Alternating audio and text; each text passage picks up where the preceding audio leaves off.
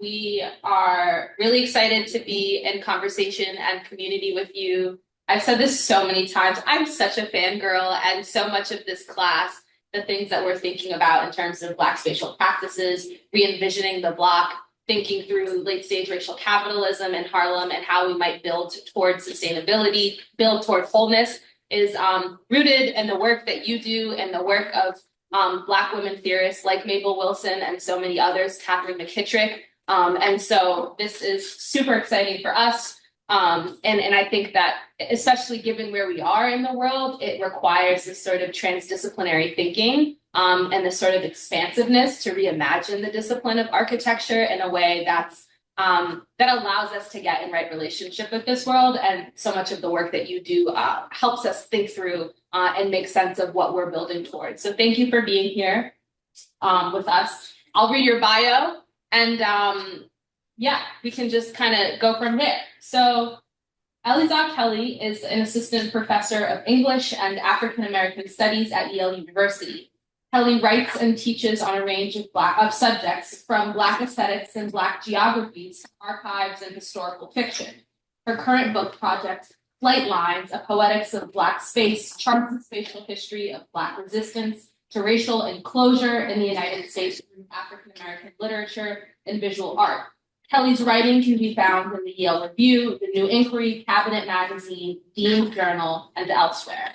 Thank you so much, Dr. Kelley, for being with us. We're really excited to kick it over to you and hear your thoughts. Also, thank you for grounding us in a really impressive, important, meaty article by Dr. Wilson. I think some folks are gonna have a lot to say because one of the sites that folks are exploring, Lenox Terrace, where I live, is sort of an expansion of this tower in the park 20th century moment in Harlem. And so this article, I think, is resonant on a lot of levels for us. So we're excited to jump in. Great. I'm so glad to hear that. Thank you very much for that introduction and for such generous, kind words. It's been really, really nice to be in conversation with you, and I'm really looking forward to hearing from your students. And I'm really looking forward to hearing sort of what you guys have been working on. I know that you've been thinking a lot about Lenox Avenue, obviously, but also about jazz, about nightlife spaces. So I wanted to share some thinking that I think might kind of dovetail or sort of accompany some of the work that you guys have been doing from a different point of entry. So obviously, I'm a literature scholar. I study literature. I'm going to talk about literature. I went to grad school at Columbia and I studied with Bob O'Meally and Brent Edwards and Farrah Griffin, who are all scholars who think about music and in particular jazz, right? I typically don't really write that much about music, but what I learned from them in many ways is how to consider music and consider jazz in particular as a form of thinking, right? As an epistemology. So that's something I'm going to be kind of playing with today. And I'm going to share.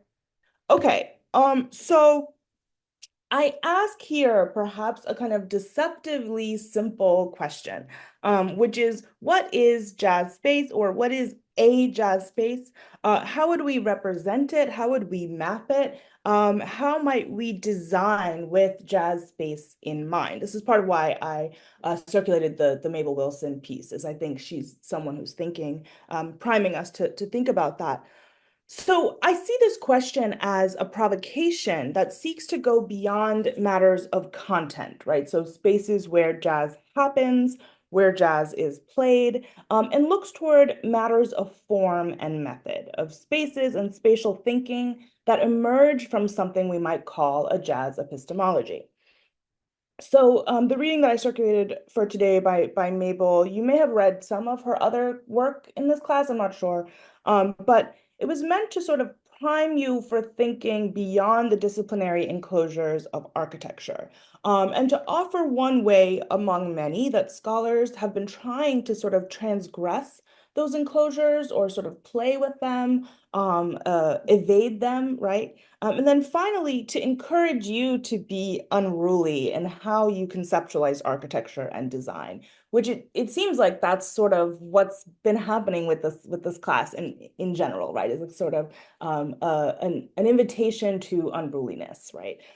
So we're blessed to live in the age of race and modern architecture, or the Black Reconstruction Collective, Jerome's work, Mapping Malcolm, right? Okay. Of work by Mabel, but also Mario Gooden, Bill Gleason, Adrian Brown, and Chang, which all show us that to think architecture and race, especially Blackness, together requires us to move beyond conventional methodologies and forms, and to move beyond the enclosures of discipline, right, and genre.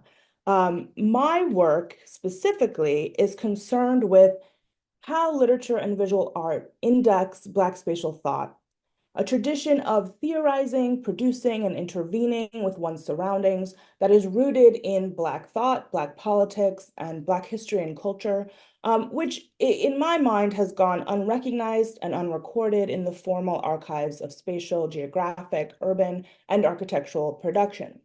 So as an extension of that methodology, today I want to move through a few examples of creative works that I believe might respond to this question in surprising ways. So what is jazz space? What could jazz space be? And these are propositions both for the sort of physical material iterations of a jazz space, and also for more conceptual representational approaches to the possibility of jazz space. We might think of them as critical cartographies of speculative jazz space. My current book project explores how Black forms migrate across media.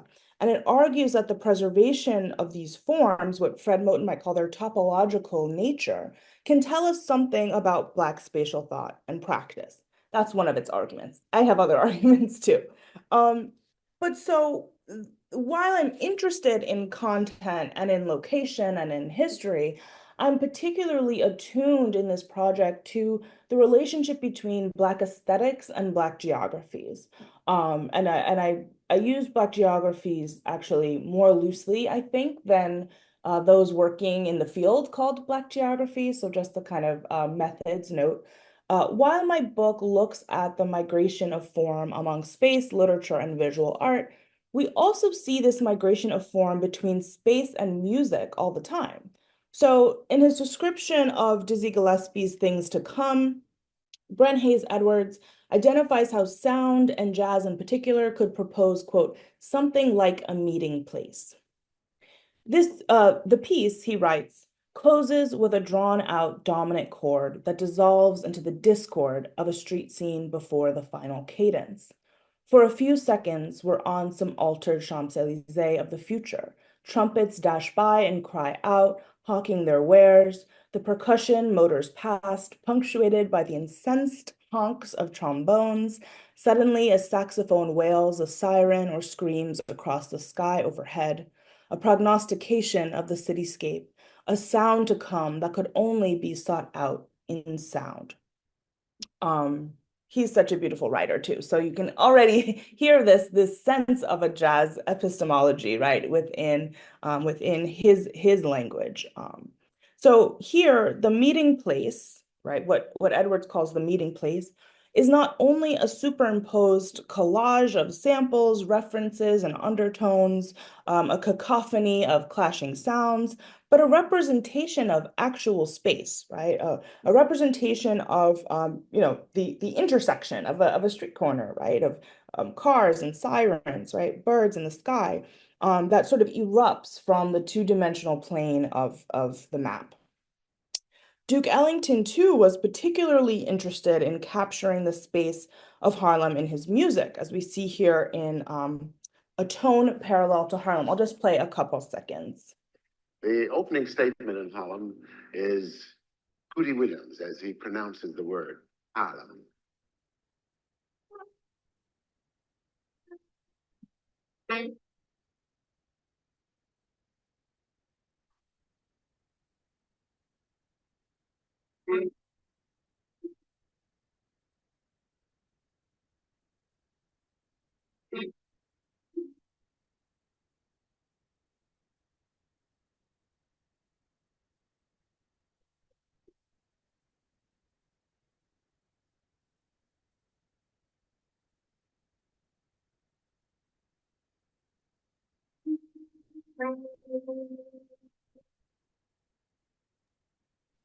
Yeah, we lost some of the audio there. It's really quiet. Oh.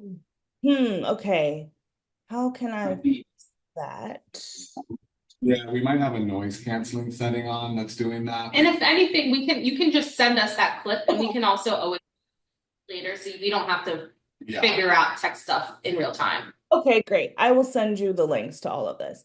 Anyways, just to sort of describe it, what you can really hear in this piece is you can hear the kind of bird sounds being mimicked, right? You can hear the sort of street sounds. You can hear the sounds of cars. You can hear the sounds of voices and crowds, right? That Ellington is trying to sort of translate into musical form.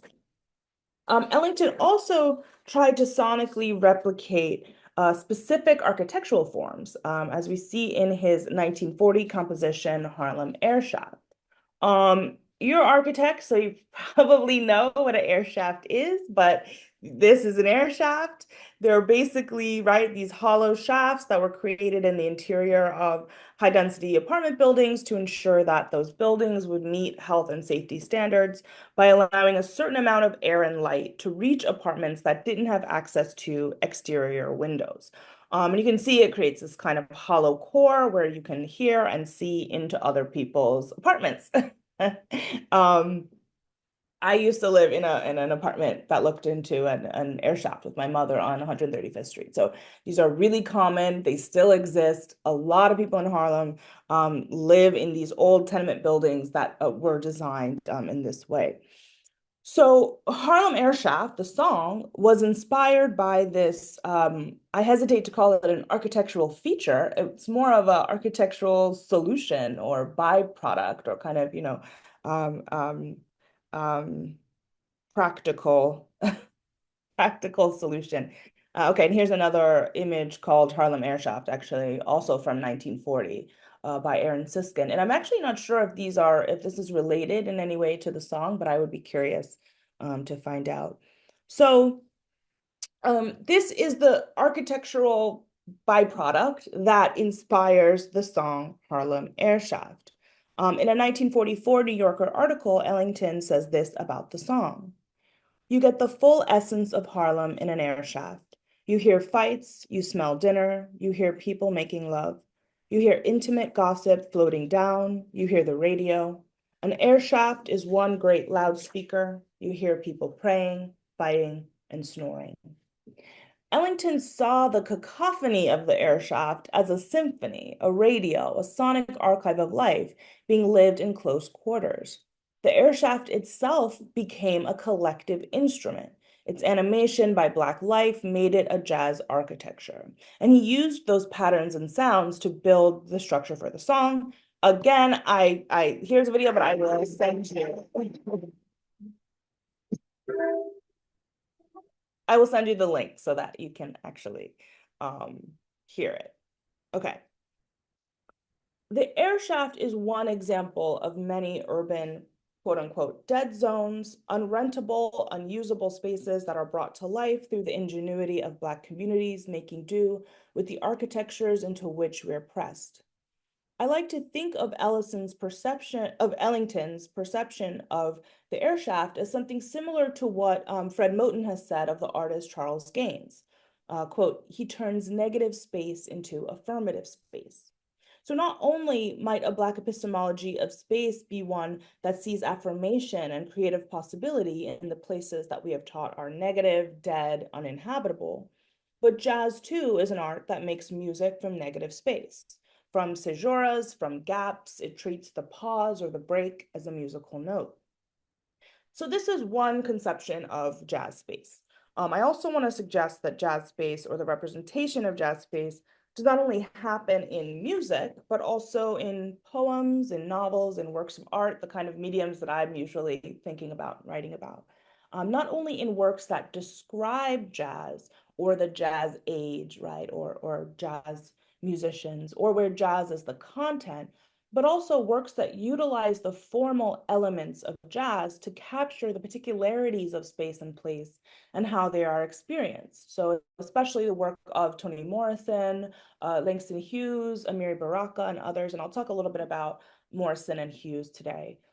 Frequently, we see this turn to the formal language of jazz in creative works that attempt to represent city spaces, especially city spaces that are predominantly Black, but not exclusively city spaces, right? So one great example of this is Al Murray's Train Whistle Guitar. Yeah, which is not about the city, but is deeply sort of informed by the formal elements of jazz and the blues. So in my sorry, in my book, I write about the space of the city block in Harlem, a familiar assemblage of Black spatial practice that is the perpetual and iterative conversion of the sidewalk into a social space. And I know you may have watched my Counter-Cartographies conversation. I don't know if you, yeah, I think I see you nodding. So yeah, so I won't belabor this point too much. I don't want to be redundant, but rather than focus on Foster, on Tanya Foster's work, I want to think about the two other artists who are featured in this chapter, who represented the Black social space of the block in Harlem. So Romare Bearden, who I imagine you've been discussing, and Langston Hughes. Okay. So here is a collage that Bearden made in 1971, one of his most famous and most recognizable, entitled "The Block," which I just saw the other day is on your syllabus. So of course you will have seen this. So my apologies if I'm going to be a little redundant. The Block is one of Bearden's most emblematic works because it captures a play of scales, a play of sources and materials, and a play between geometric and organic forms. This was all very characteristic of Bearden's mixed media collage work, which he called collage paintings, which I love. The block also captures what Elizabeth Alexander has called Bearden's capacity to translate, to quote, translate the energy, rhythm, and movement of jazz into the flat form, end quote. So growing up in Harlem and his family's migration to North Carolina, from North Carolina, informed his aesthetic sensibility and his very way of seeing, right? As did Black music, namely the blues and jazz. Alexander proposes that, quote, the Bearden collage specifically gives us a way to think about the complexities of African-American identity, end quote. Her model of Black identity as collage is an incisive revision of Du Bois's concept of double consciousness, which a lot of people have heard of and is very familiar. So Alexander writes, if the African-American intellectual consciousness is split, it is split multiply rather than doubly, which is Du Bois's proposition. And that so-called fragmentation, arisen from the fundamental fragmentation of the Middle Passage, has become a source of our creative power. The complex coexistence of a spectrum of Black identities in a single space represents a particular strength and coherence of African-American cultural production. Perhaps then, one reason Bearden found the formal language of jazz so fitting for his expressions of Black space is because of jazz music's relationship to fragmentation, where fragmentation lends a particular strength and coherence, where fragmentation is not negative, not something broken, but something infinitely multiple, flexible, with the capacity to be rearranged and transformed. And I think a lot here about like glulam architecture, like wood, right? In ways that sort of a single piece of wood is actually weaker than a lot of fragmented pieces of wood put together, right? Which can bend without breaking. And so I really think that this sense of fragmentation is very live across all of these disciplines and media that we're talking about today. Okay, I do have a clip. I hope you can hear it, because I don't think I can actually, let me see. Can Is I? it like a YouTube? Do you have the setting? Do you have share my audio? Oh, Click probably not. Okay, that let and me let's see. see. When All you right, share it, there's a drop down that says share my computer sound. okay, let me And stop you for have a second and try to fix it. Yeah, okay. All right, so when I But we share, could hear a little bit of it, we just couldn't hear the background stuff before. all right, let me see. Okay. And so where do I share the audio? Is that? It should be if you go into geez, I don't know. Okay, I'll find it. I'll find it. It's like one of those drop-down menus on your audio setting. Hmm, hmm, hmm. Okay, share screen. Maybe let's try it and let's see if it works. And Okay. then if we need, And if I can't, then I can't, and it's okay. Yeah, We and we can all of that stuff. All right, it looks like, okay, let me try.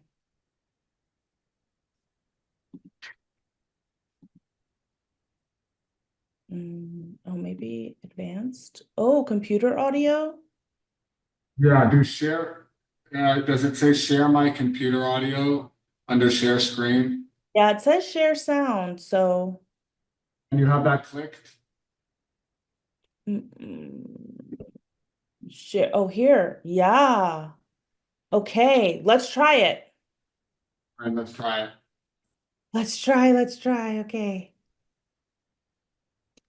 So in dealing with the block, for example, as suggestive as it is of.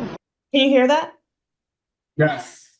Okay. Yeah. Yay. All right, I'll start it from the beginning. So in dealing with the block, for example, as suggestive as it is of the block, the statement is about something more than the block. That's right. You know, we looked at this was just a jumping off point. Sorry, okay, I just want to say something about this clip that I forgot to say. So this is a clip of Bearden discussing the block on the actual block that the piece is based on with his friend Albert Murray. So that's a little context. When we did it out there, you know, the liquor store, and was the funeral, and I made it like Ethiopian angels or something up there receiving the lady. You remember I did a drawing out there, Al, of the,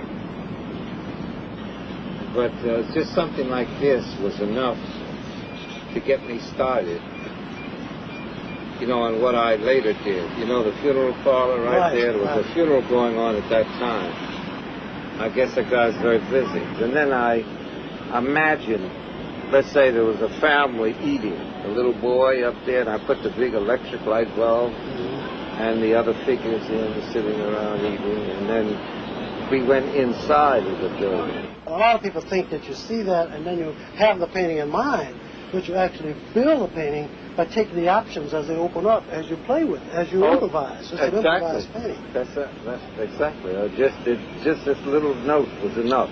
But looking at those buildings now, Al, look at this. See that one, those two red ones? Right. And this one a little longer. This one coming back to here. Actually, what I'm doing here is making a keyboard. Now, the thing that we have to think about here is interval. See, if this was dark, you remember we have this big light area, and this is another one, and the thing's up here, that we're already defining this as a musical composition. Right. Do you understand what I mean? Moving from one point to the other. And this is the basis of, and then you have to look for things that repeat themselves, like those chimneys. You see going along and you move your repetition. And then you see these triangular movements that you get beats in. And then the first thing you know, you have a sonata.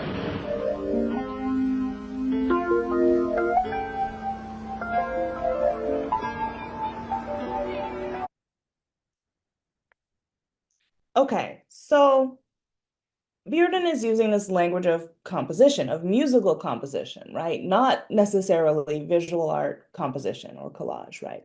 So he uses words like improvisation, keyboard, right? He says he's making a keyboard. intervals, right? He calls it a musical composition. He talks about repetition. He says that he's making a sonata, right?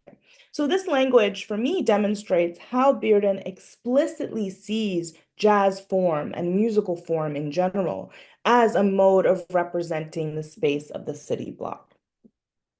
So when he goes to actually represent the block, his first, formal reference is not necessarily history painting, right? Or a sort of art historical history of composition, but it's music and it's jazz specifically. These are just some details from the block. So the formal elements of the block not only mimic jazz music, but seem to mimic the spatiality of the block itself, right? It's layered and palimpsestic. It suggests a vibrant soundscape. It's composed of repeating forms, right? So the chimneys, but also the repeating forms of windows, of building facades. It contains multitudes in a single space, as Alexander puts it. It dissolves divisions between indoor and outdoor, private and public, individual and collective. And in both the collage and on the block itself, we see life animating the linear geometries of the city. So the poet Langston Hughes also saw the block as a jazz space, or at least a space whose representation called for the forms and terms of jazz. Jazz was more than just a soundtrack or music heard on the block. It was the rhythm, the movement, the feeling, the colors and patterns of the block itself. Montage of a Dream Deferred, which is the text that I write about in my book, which Hughes wrote in 1951, is a book-length poem composed of 87 individually titled poems, which range in length from just over a page to very short fragments, sometimes only 3 lines long. And I talk about this in my my conversation with Tanya Foster, so you may have heard some of this already. According to a brief introductory remark by Hughes, he writes, quote, "This poem on contemporary Harlem, like bebop, is marked by conflicting changes, sudden nuances, sharp and impudent interjections, broken rhythms and passages, sometimes in the manner of a jam session, sometimes the popular song, punctuated by the riffs, runs, breaks, and distortions of the music of a community in transition." And he uses that phrase, distortions, not distortions, right? To try to allude to recorded music. So I guess part of what I'm trying to suggest here is that not only is there symbiosis between poetry and visual art and music, but that this symbiosis actually tells us something about Black spatial thinking, right? About the ways that this kind of expansion or migration beyond a single media actually comes up when artists and writers are attempting to represent space, Black space, right? And represent the architectures and places in which Black people live. Okay. So here are some examples of fragments that are included in the poem. You can see some that have sonic references to bebop, right? Like this jam session, we get papa-da, ooh, papa, right? Some scatting going on. I'm not going to scat for you guys, sorry. You can also see that some are in mid-conversation, right? So this is literally called argument, right? And there's several of these, argument and conversation, comment on a stoop, right? Comment under a lamppost, that appear throughout the poem. So they reproduce the effect of moving through Harlem and hearing snatches of conversation and everyday sounds. So, do you believe that, Jack? Right? So there's this conversation happening here. I think here we see how Hughes relates the experience of moving through a Black space with the mechanics of jazz, where musicians often try to mimic other non-musical sounds with their instruments and often engage in conversations, right? So call and response, which is such a fundamental aspect of Black music in general and jazz in particular. So a conversation between instruments and between band members. Other poems, and that was here in this conversation, sorry. Other poems like this one, Easy Boogie, And actually I should be calling them fragments because all of Montage of a Dream Deferred is one poem, right? And these are fragments that appear within the poem. So other fragments quite literally reproduce the rhythms of a jazz song, right? So here's Easy Boogie, right, which sounds a lot like the title of a song. You can almost read these lines as lyrics, right? That's how evocative they are of jazz rhythms, right? So from the outset, Hughes directs our attention to form rather than content. The poem is like jazz is like Harlem, right? So because it's like jazz, it is like Harlem. So Hughes sort of maps with Montage this Harlem that cannot be mapped by conventional cartography. For Hughes, the space of Harlem is best and most accurately represented by music and sound. Fragmentation is the method at the heart of this sonic remapping. Each poetic fragment offers us one aperture into a particular moment, from the very small and intimate, a lover's quarrel, or children playing on the stoop, to the larger concerns of a people, right? Discrimination, racial capitalism, class tensions, colorism, ethnic differences, et cetera, et cetera. So pretty similar in some ways to the logic of Harlem Air Shaft, right? Trying to capture this different scale of moments that animate Black life. Like the Black musical traditions Hughes discusses in that opening note, though the poems are nonlinear, they still tell a story. Yet our movement through the poems is not chronological, but spatial, right? So we're conveyed across space into different people's thoughts and perspectives, into different neighborhoods and apartments, into the club, right? And through journeys of escape, emancipation, and migration. As with the block, the fragment emerges in Montage to evoke a kind of imminent potential for rearrangement. In the novel Coming Through Slaughter, which imagines the life of Buddy Bolden, sometimes dubbed the father of jazz, the fictionalized Bolden expresses his desire to always be beheld by his audience as if they were watching him in a parade. People would hear just the fragment I happened to be playing, and it would fade as I went further down canal. They would not be there to hear the end of phrases. I wanted them to be able to come in where they pleased and leave when they pleased, and somehow to hear the germs of the start and all the possible endings at whatever point in the music I had reached then. Like your radio, without beginnings or endings. So I really like this sort of image of the fragment as not just something that is broken, but as something that actually helps us think about three-dimensional space and moving through space, right? And the fact that what the fragment opens up, what partial hearing, what partial encounter makes possible and affords is actually the possibility of multiple endings and beginnings. The organization of Montage functions similarly, only suggestive of a beginning or an end. Good morning, Daddy, Hughes writes, ain't you heard? Begins the first poem, Dream Boogie. But so too, the collection ends with the lines, Good morning, Daddy, ain't you heard? We are plunged into a particular space, not a particular time, where a new morning will arrive after the poem ends, just as it was arriving before the poem began. So perhaps the parade, too, is a jazz space. Let's look actually at Hughes's poem, Parade. We can see how Hughes invokes the form of the parade as a spatial, sonic, social, and mobile configuration in this poem. In other words, he uses literary techniques to make this poem like a parade, right? So he suggests rhythm, he creates the effect of this steady drum beat in the background, where we get this sort of parade that's off-center, parade, right, that interrupts. Where am I? Ellipses serve as caesuras, right? So we have this on foot, on foot, on foot. And then later we have marching, marching, marching.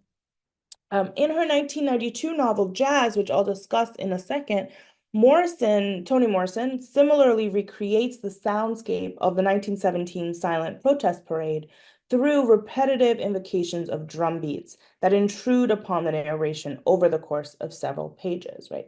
So we have this this pattern, right? This thing that both Morrison and Hughes do that are not just about evoking a sense of rhythm, but that actually evoke the sense of movement through a parade, right? Or what it would mean to stand on the side of the sidewalk as a parade passes by and to hear certain things in passing, right? So it creates this kind of three-dimensionalizing effect that is more than simply trying to reproduce the sound, right? It's about trying to reproduce the space as well, the sense of space, right, that is created by the parade.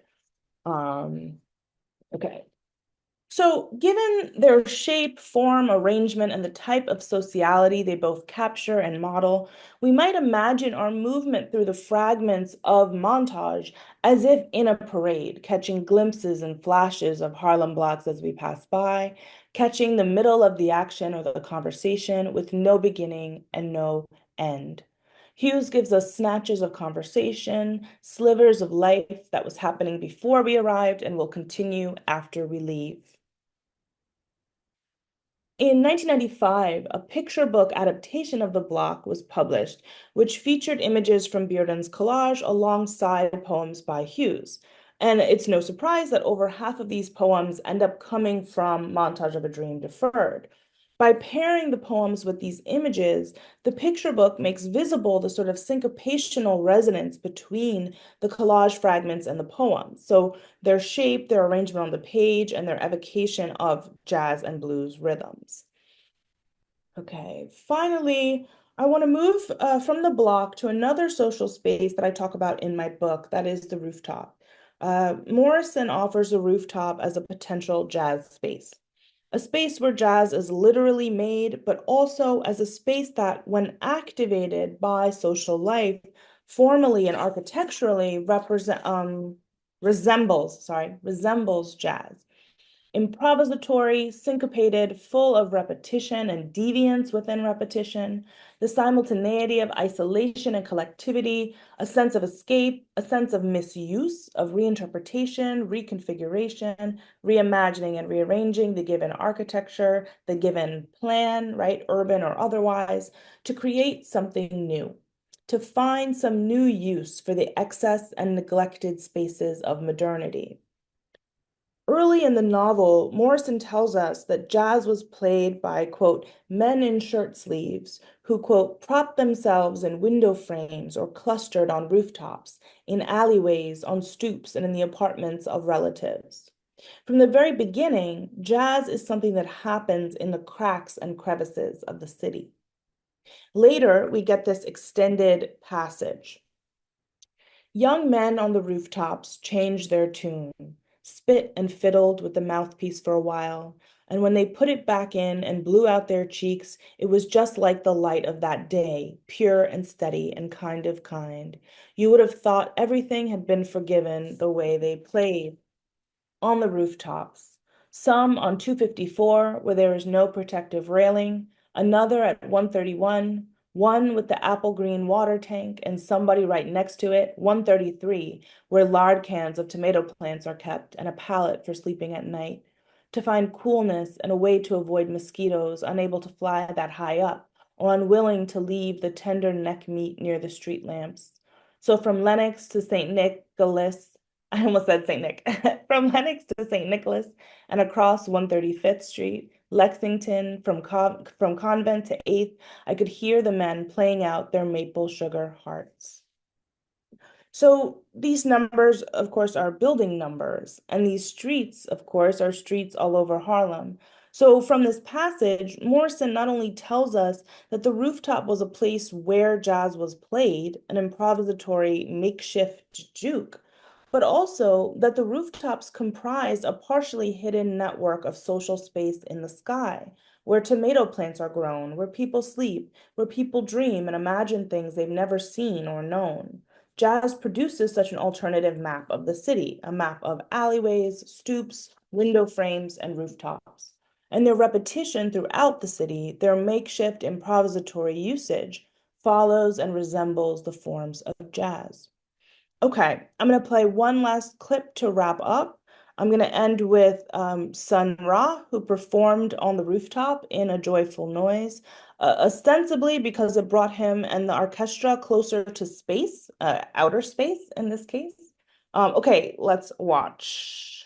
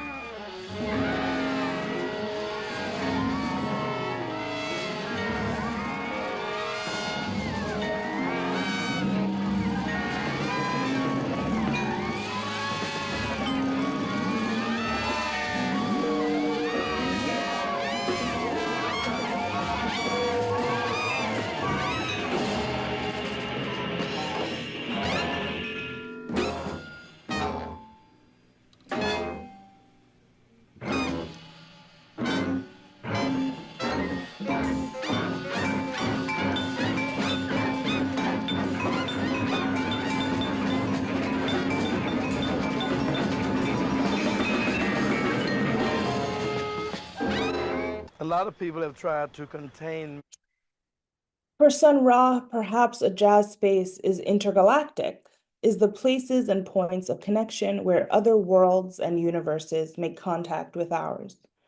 Through his music, art, and philosophies, Sun Ra practiced the habits of another atmosphere right here in this one on planet Earth. For him, jazz was a way to channel, a literal medium, other unknown and unseen places beyond this planet. For Sun Ra, perhaps, a jazz space was the place we could not see or know, but yet still needed to get to. A place of infinitely deferred arrival, where we imagine and enact on Earth a world yet to come. Okay, I'm going to end there, and hopefully we have a bit of time for discussion. Thank you so much for listening to this and bearing with my technical difficulties. Thank you.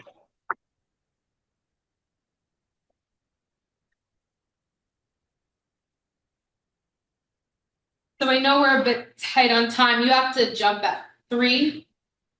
I can go at like 3:30. Okay. So we have some time. I'd love to open it up for discussion. And it's also a lot to sit with, so sometimes it just takes a second for us all to just digest. But also, everyone, please feel free to jump in and ask questions. I know Jerome and I have a lot of questions, a lot of thoughts that we want to get into, but maybe we'll, if y'all have anything, or we're happy to start you off, whatever you want. Yeah, any questions? Go Yeah, go ahead. No, I was just gonna say that if, I'd love to let you guys take a second, but also, if no one has any questions, I would love to hear more about what you guys have been doing and what those projects have been looking like. So yeah, that's also something I'd like to ask. Yeah, I mean, some of my notes have to do with this idea of preservation that I think we've also been taking on. And so as you were presenting, and maybe students, if they have questions or comments, can give a little bit about these different sites or spaces that they are looking at in terms of this idea of kind of preservation or development in an expansive sense. And even, I'll just add in, I was jotting down, we've been looking at the Romare bearding quite a bit this semester as a sort of piece of aesthetic kind of imaginary, but also like a methodological document and practice, like you were describing. And every time we discuss it, and you brought some of that footage, I think, of him working on it, which I hadn't seen before. And I think for me, and hopefully for us, I think he's an example of, Bearden working on that piece is, for me, possibly a model of preservation, of a kind of generative approach to preservation. And this argument for like the stratum and the kind of layering versus erasure, let's say, right? Or even versus a singular moment of preservation that often gets kind of posited as the sort of goal of preservation in the more disciplinary sense of the built environment. But to see him working on this huge collage, something new is created out of that close attention to Harlem. And it's a Harlem that is a palimpsest, and today, now we would include like Detroit techno as like another layer of music in kind of the Black environment, let's say. So I don't know, I think that we've been sort of talking through ideas of development, preservation, cultural preservation, and then what that looks like as a generative, speculative practice as architects. My name is Christina, and thank you for your presentation. When I started this semester, and when I started this studio, I was very inspired with jazz music, and I started to do some comparison between jazz music and dynamic and static. So how can Lenox Avenue that we are doing the sites is dynamic and how is static. So in some way, what kind of places is dynamic and what kind of places is static.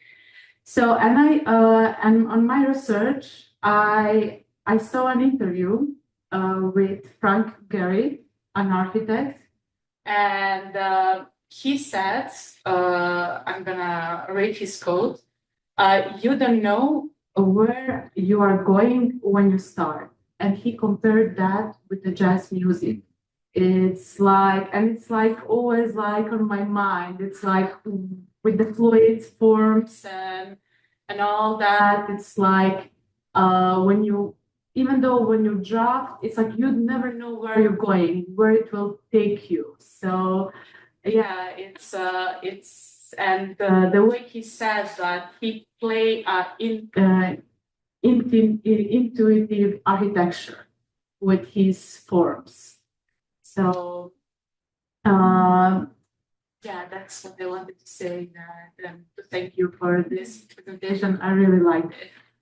Oh, thank you so much. That is such an interesting quote. And it's funny because, so I write about Bearden in another part of the book where I'm talking about trains and where he positions the train in most of his work, which is sort of recessed. And so I'm thinking about like setting coming forward and all the stuff. But anyways, the point I'm trying to make is that in that chapter, I talk about something that Bearden said, which is that when he first got started making collage, he kind of it came out of this collaborative sort of moment when he was in Spiral. And so one day he was with all these, landscape painters, and he said, well, what if you painted a landscape and then we could cut out, figures and shapes and we could build them up on the landscape, right? And so not only for me is that a deeply kind of like thinking about space and setting as the sort of foundation of what it means to create collage, right? Where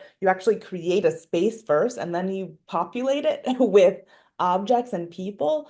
But it's also, for me, deeply about the fact that for him, collage is the process of doing, right? Of not knowing what is going to come out. Let's start with the background and make other stuff and add to it, right? So there is, I think, that a lot of crossover between that kind of sense of intuition and sense of improvisation and sense of sort of the possibility of the ending that I think is really fascinating, and also what it means to, as you approach the ending, right, perhaps lose sight of the beginning, right, to actually have created so many layers and so much, new forms and new shapes that you've in some ways attenuated or kind of changed the way that it was when it first began. So I think that is definitely a part of this conversation. And then Jerome, this thing you're saying about stratum is so fascinating too, because of course, in this way that Bearden is conceptualizing and theorizing collage, But also I think about the Cubist influence that Bearden, was sort of thinking about. And this idea that the Cubists had where, the premise of Cubism is not just like abstraction and kind of breaking with conventional Western, figuration, but it was about how could we represent multiple angles in one sort of space, right? And so what I find so interesting about that Cubist influence and tracing it in Bearden's work is that when we have something like the block, you're right, like the ability to see, right, to peel back the walls and to see inside, right, and to see this funeral happening, right, and the kind of preservation of that which is not actually considered to be architectural, right, of life, of the way that people animate these spaces. And so he's not only captured the funeral, like the Black funeral procession, and also created this angel that is like bursting out of the building.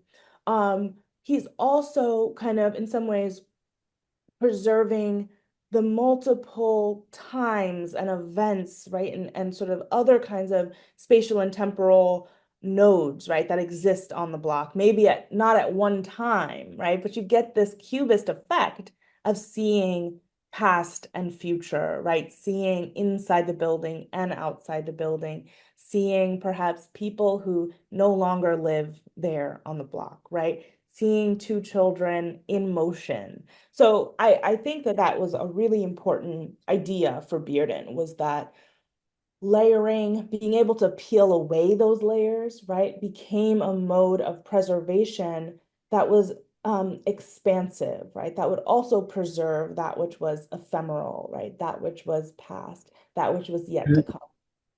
Right, and it obviously he's intentionally not attempting to have an exact fidelity to the real, to reality. So there's immediately something new is created, and that's what I'm trying to get at with the preservation, that there's this attention to the cultural and architectural environment, but also new cracks are opened through the act of collage, through the methodology of collage in that case. So it's simultaneously maintaining a kind of a sort of honoring of these sort of preservation layers, and yet it's not this exact facsimile of what he's seen. He's actually generating something other that still somehow, I think, is an act of preservation. Right? Yes, yes, absolutely. And that in so doing preserves what for Bearden was like Black epistemology. It was like Black ways of apprehending space. And like if you've read, I don't know if you've what McKittrick you've read, but this idea of a Black sense of space, right? A Black sense of place is something that simply cannot be captured through typical conventional rendering, right? Or typical conventional archiving and preservation. And so it's like not only is he kind of able to change and bend the way we think of what preservation and archiving should be doing, right? What is the thing being preserved? But he's also managing to capture these Black senses of space, right? These particular ways of kind of moving through the world that are askew, right? That are not this conventional way that we think about, and that don't get preserved, honestly. So. Hi, so I'm really glad that you kind of share about how you like try to capture the sense of space in collages. So Elleza and I are where our side is Muslim Malcolm Shabazz. And like we have created like a lot of collages.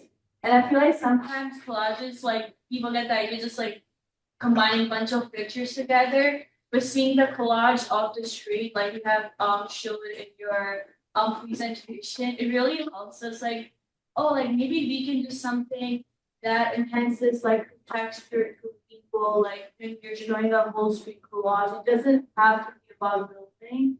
It can be more about just the building, about the culture, people. Like each space can present a story, whether it's a street, whether it's a building or a corner or a sign. Like it enhances something more than that. So I'm like thinking like how can we show something similar like that. So that was like interesting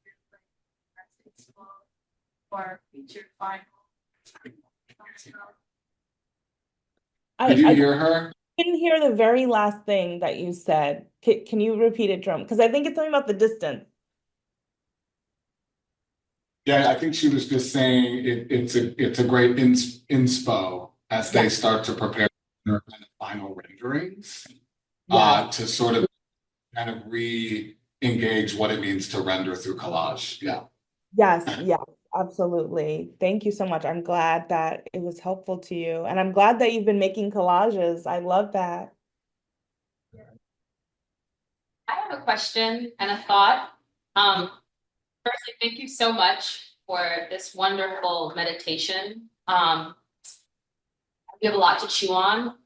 And I also am very curious to know what this group thinks as well. And so this is a bit of the folks who are thinking through Lenox Lounge, the historic Lenox Lounge that has since been torn down and is now a Wells Fargo. One of the things that our class has been sitting with and we're sitting with is this moment of speculative design and sort of the architectures of late stage racial capitalism that Harlem, especially since COVID, has there's continuous gentrification, continuous development, and we're a bit in a moratorium or a standstill rather than creating third spaces. Storefronts have become bodegas and smoke shops, and there's a real lack of imagination that we sort of situate within a context of design destitution in this class.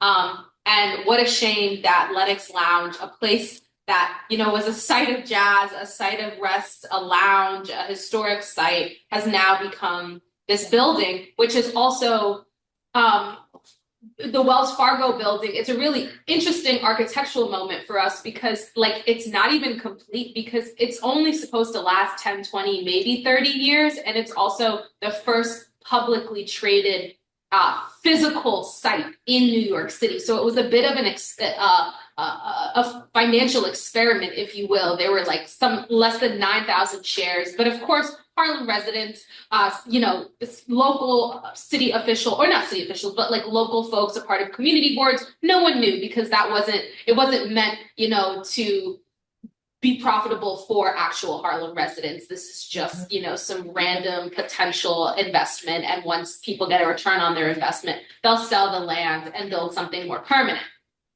And so I bring that up, one, because it was a historic site of jazz, but also I think part of what I'm trying to move through and what we're trying to move through as a class is there's so much generative work that's happened around the Harlem Renaissance and this particular period of Black cultural production that has helped us situate this current moment. And I think we're also in another Renaissance right now, but also what does sort of this epistemological approach to jazz and Black space making have to say about this moment of late stage racial capitalism, where we see a place like Harlem rendered, I don't even know what, but you can build a building that literally there's cinder blocks that aren't even, there's nothing put over them because it's so clear to developers and to the architects that building will not be there. And the only importance it has is sort of the speculative extraction and speculative value that will come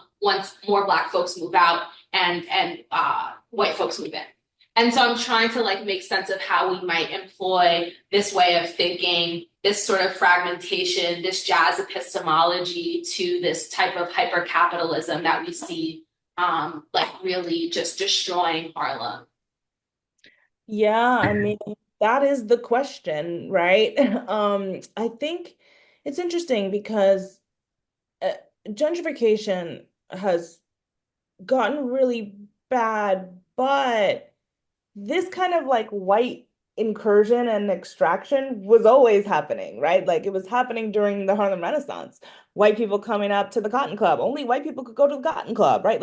So it's new, but it's also not new, right? It in some ways has always defined and given partial shape, not exclusive shape, but given partial shape to what Harlem is, right? And Harlem is in some ways it is the expression of refusals to be extracted from, right? And it's the expression of resistance to extraction, but it's also an expression of what it means to actually be like formed as a community in the new world as a site of extraction, right? And so that tension has always been live. It hasn't looked the way it looks now, right? I think when we see what late capitalism and neoliberalism has wrought, it is like visually much more, it feels so much more totalizing and so much more threatening, and so much faster, right, than what it may have,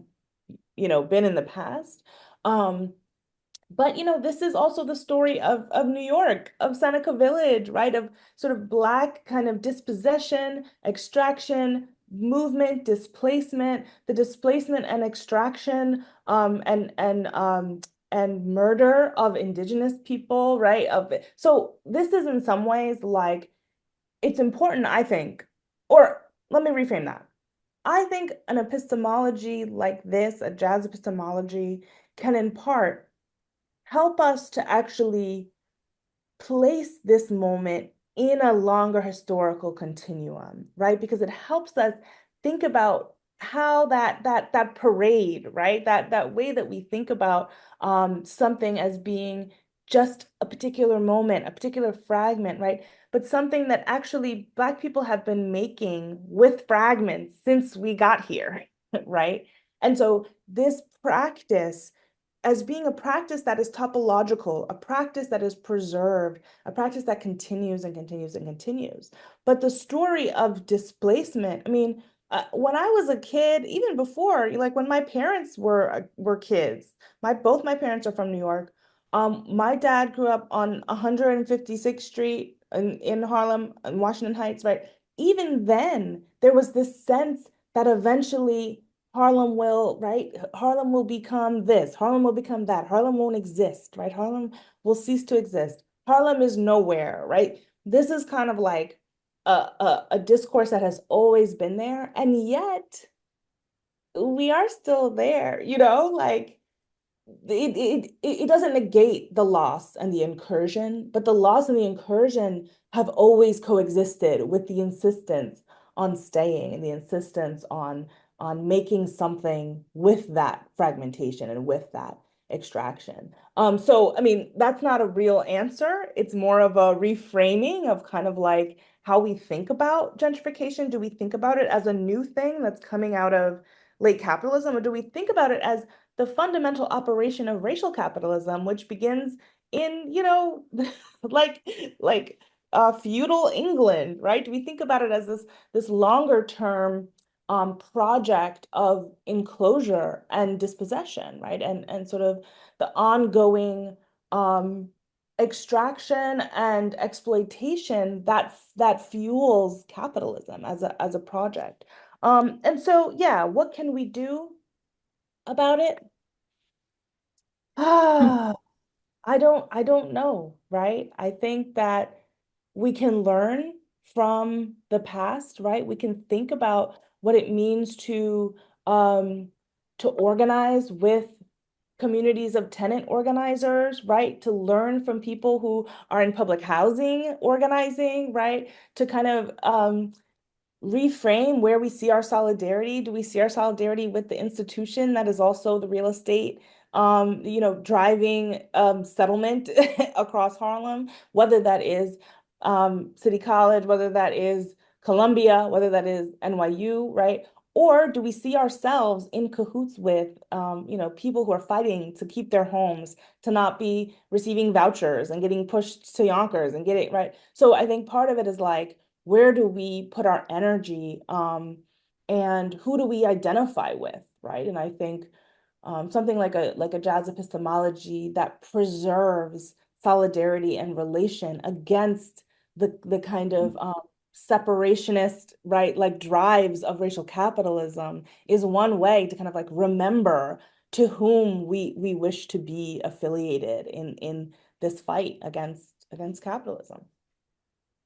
Yeah, I would just add to that, and I think about the 13 students working with us as colleagues on this. it also begins with, you know, let's say as architects and as architects in the academy, you know, having people like you in conversation with us and shifting the epistemic container of what it is that we do and unlearning these tools of erasure. I can't stop thinking about how when you walk down certain blocks that have been completely redone and gentrified, it's like total erasure. Back to the tools of neoliberalism and the tools that we've gotten really good at as a sort of field and profession to just, you know, to document and to completely totalizingly erase and make kind of, you know, 127th Street look like it could be anywhere, you know, DC, wherever, San Francisco, wherever, you know, this sort of, this kind of neoliberal architecture is. But I think, you know, just looking at the ways that you all now are thinking about your projects, and I think there is a self-selection of this group to even be interested in the studio, we hope. But the ways that you're thinking about your projects, I just hope that you continue to bring that sensibility to your work and be aware that we are part of this field that is producing these tools of erasure and dispossession. And we can resist that as practitioners. Yeah. Perfect. I would love to hear about the projects too, if you can bring some of that in and maybe some of the dialogue around that. Yeah, I was just going to say, I mean, it has to do with architectural design. Yeah, thank you for your speech talk. It was very stimulating. What got me thinking was your presentation of Romare Bearden and this sort of what he called intervals, and you used words linear geometries, and sort of this regular built fabric that's all over Harlem of the townhouse, and then seeing in Romare Bearden how it gets blurred or smeared was the word that Langston used. That comes from Langston Hughes, but it's just interesting to think about these kind of relatively simple architectural forms being opposed to this very complex social life and the smearing of the built environment through that social life. And you know, as architects, you contrast it with maybe, or I do, like a building, an architecture that tries to be dynamic from the outset, or like, you know, Frank Gehry is pre-smeared buildings, or, you know, Zaha Hadid or something, and they're usually much less full of life maybe than what's going on in a typical city block in Harlem. So I was thinking a lot about that context. Could you hear him, Elleza? Kind of. I for some reason the end keeps cutting out, but I think I heard you talking about the smearing and the blurring, and thinking about how, you know, what it means to create design that is already meant to be dynamic. And then was there a question at the end that I couldn't hear? No, there wasn't really a question. I'm just, well, maybe the question is, do you think there needs to be a tension between regularity and sort of social smearing in order for, you know, life to happen inside of architecture or development? Yeah, wow. Okay, love that question. I think, yeah, maybe. I mean, I think that, so architecture, right, is always only partially what the architect creates, and then the rest is what people do with it. Part of what I've been really interested in is like people making space out of things that they're not supposed to be making space out of. So I'm really interested in these like supposedly uninhabitable spaces, these dead zones, right? So the rooftop, right, the alleyway, the air shaft. And so in some ways, I think some of it is a smear, and some of it is misappropriation, right? It's a smear away from whatever the architect intends, right? And this is something that like Nathaniel Mackey would call fugitivity, right? This a slide away from the proposed. My cat is like, girl, you've been in there for a long time. So, I think that I guess I'm inclined to say yes. I also think that um the hard and fast ideas we have about regularity are already like, need to be thrown into tension. What I think Bearden is doing and thinking about is this like playing with the grid. And so I definitely think that that is live for him. But I also think that there are ways that things we think of as regularity can also be, in some way um forms of resistance. I think a lot about enclosure in my work. And there's always this question of the barricade, right?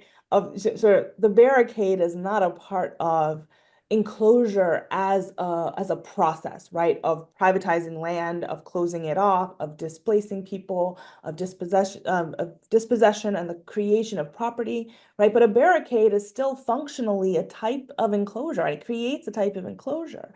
Yet barricades have been used to sort of protect maroon communities, to protect, communities that are rebelling, right? We see this with like, the French Revolution, with the Paris Commune, right? We see how the barricade actually becomes this tool of resistance and tool of revolution. And we could just treat the sort of form itself of the fence as something inherently, capitalistic, but it's not, right? It can also be used in these other ways. So I think, if anything, the smear undoes the fixity of what is regular and what is irregular, but actually thinks more in relation. Yeah, I guess that's what I would say, but I don't know. I have to think about that question more.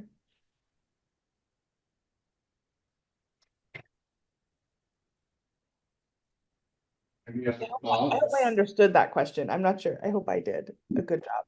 Yeah, thank you. Oh, good. No, no, no. I think the barricade we're Mike and I are making a project, a plaza project, basically. And I think the barricade will be a sort of key word, development space. Oh, that's great. That's great. I think about what Walter Benjamin says, right? Strategic embellishment, right? So the ways that the state actually uses architecture as a way to like if you think about Columbia University, I don't know if you've been on their campus, but they have all these hedges, and the hedges are designed to basically stop people from rioting on campus. Like that's why they're there. So it's like this strategic embellishment versus the way that people then make architecture or use architectural forms to interrupt, right, those processes. So yeah, I think the barricade is such an interesting way to think about that, and also maybe to think about gentrification, right? And like to think about what it means to go to a construction site and right, or go to, this is something that people have been doing in the sort of environmental justice world, is they go stand up in the tree and they occupy the tree and they don't let people cut the tree down, right? And now we live in a time where people will bulldoze over you if you are like, trying to prevent like a settler from coming in and taking someone's home, or if you're trying to prevent a tree from getting cut down, you probably gonna die now because the cops don't care. But there was a time when that was a really important thing, was actually going to the place and constructing barricades, right? Constructing things that would not let the cops and the developers and the construction workers do their jobs, right? And you were like, this belongs to our community. We are not letting it get shut down, right? Yeah, thank you also for the talk. It really got my wheels turning. I really especially love you said something about turning negative space into affirmative space. And me and my group are tackling the Lenox Terrace site, which now that I think about it, I think has a lot of negative space. And I think our project is trying to turn it into affirmative space. And just like you also mentioned, like jazz is where the cracks, like comes in the cracks and crevices. And also thinking about the article that we read about like the Radiant City and how it's sort of like based on racial patriarchy. And so now I'm just thinking about like how can we turn these like cracks and crevices in Lenox Terrace to like fight this? Because I feel like Lenox Terrace, kind of like the Radiant City, was like put there as like a racial part as part of like a racial patriarchy a little bit. So yeah, I'm sort of thinking of all those things. So I just want to thank you for that. I don't really have a question though, but just like a lot of stuff to chew on, I guess. That's okay. I mean, thank you so much for those comments. It's interesting, this idea of like the crevice, and this is something that McKittrick uses from Jenny Sharp, crevices of power, right? So this idea that the crevice can be a space from which you have a lot of power, right? So she's thinking about Harriet Jacobs, whose escape from slavery basically happened by hiding in the garret above her grandmother's house, right? So hiding in the roof for 7 years. She hid in a garret, like not a big attic, like a tiny little, like, I don't know, 3 foot by 7 foot space. And she hid in there for years. And so McKittrick is interested in this idea that self-confinement was the site of her freedom, right? That her freedom actually began in the garret, not after she leaves the garret and she reunites with her children, right? But that from the crevices, power can be built, right? Things are happening, things can be planned and plotted, right? This was also like, if you look at the oh my gosh, what was that? 1811 rebellion. And basically the rebellion was planned in the kind of interstices of the plantation, right? So the plantations were laid out. This is like Tidewater area, Maryland. And the plantations are laid out as these very thin rectangles, right? That where the edge is the coast, and they're kind of laid out like that.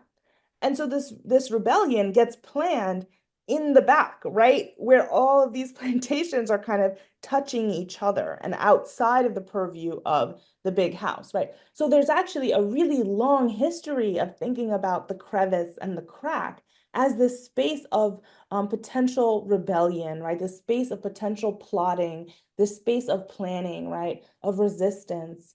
And so that's something that I think about with the rooftop, right? As a space that is in part, considered dangerous because it's outside of, the optics of the state. And at the same time, that is what makes it this site that sort of by going unnoticed, by going, less surveilled, becomes a site where people can rehearse, right, other ways of living and plot and plan things. So yeah, I think the cracks and the crevices are so important.